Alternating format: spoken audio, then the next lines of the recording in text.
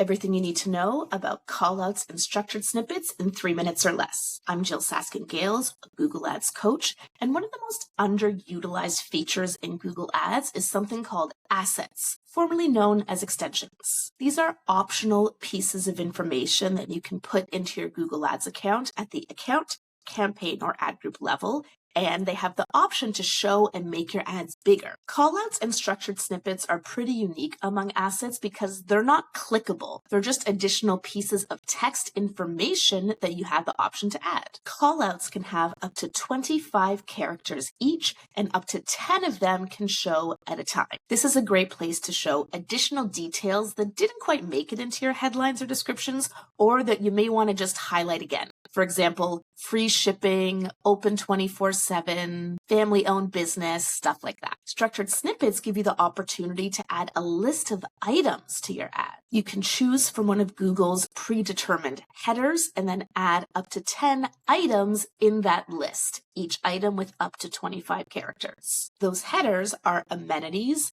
brands, courses, degree programs, destinations, featured hotels, insurance coverage, models, neighborhood, service catalog, shows, styles, and types. As you can see, some of these are designed for specific kinds of businesses like travel or real estate, but if in doubt, pretty much any business can use types. Here are 5 things you need to know before using callouts or structured snippets. First, if you apply them at the ad group level, that will supersede any campaign or account level ones. And similarly, if you apply them at the campaign level, that'll supersede any account level ones. So be as specific or as broad as you need, depending on your campaign and ad group structure. Second, if you're going to use structured snippets, you must include at least 3 values in your list. Third, even if you don't create structured snippets or callouts, it's possible you have dynamic structured snippets and dynamic callouts enabled, which means Google will automatically create them for you. If you're not sure, go to your Assets tab and check the source column